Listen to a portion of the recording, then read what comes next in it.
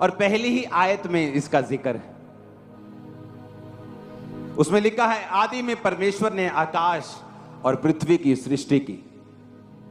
पृथ्वी बेडोल और सुनसान पड़ी थी और गहरे जल के ऊपर अंधियारा था। तब परमेश्वर का आत्मा जल के ऊपर मंडराता था। कुछ लोग कंफ्यूज हो जाते हैं, कहते जी इंसान तो 5, 6, 10 हजार साल पुराना लगा लो, तो ये डायनासोर के जो निकलते हैं या फलानी चीज जो निकलती है, बताते हैं जी 1 लाख साल पहले, जी 1 करोड़ साल पहले, वो कहां से आया? वचन कहता है परमेश्वर ने आकाश और पृथ्वी की सृष्टि की। सृष्टि का मतलब क्या है? अगर आप इंग्लिश की बाइबल में पढ़ेंगे तो उसमें लिखा है कि परमेश्वर ने क्रिएटेड, उसने इसको क्रिएट किया, बनाया।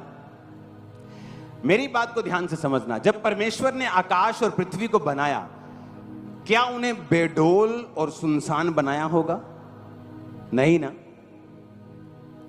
जब परमेश्वर ने आपको बनाया, क्या आपको बेडोल बनाया कि इतना सा मुंह लगा दिया, इतना बड़ा पेट लगा दो, फिर इतनी इतनी टांगे रख दो? ऐसा किया? परफेक्ट बनाया कि नहीं?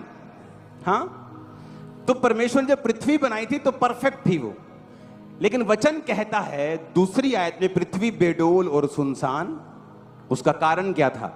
क्योंकि शैतान को आसमान से पृथ्वी के ऊपर गिरा दिया गया था और उसके बाद पृथ्वी बेडोल हो गई थी। और साइंस भी यही बताती है, इतने करोड़ साल पहले कोई बड़ा सा उल्का पिंड पृथ्वी से टकराया था। वो उल्का पिंड नहीं था, वो शैतान था। अब क्यों नहीं टकराया?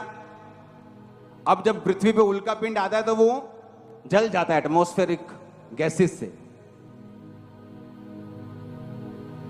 परमेश्वर ने कहा मेरी मर्जी के बिना मैं पत्ता भी हिलने नहीं दूंगा। तो उल्का पिंड कैसे टकराया? क्योंकि बाइबल कहती है यीशु मसीह ने कहा मैं स्वर्ग से शैतान को बिजली की नाई गिरता हुआ देख रहा था। जब शैतान परमेश्वर के खिलाफ हो गया तो वचन कहता है परमेश्वर ने शैतान को गिराया और तब से पृथ्वी बेडोल और सुनसान पड़ी थी।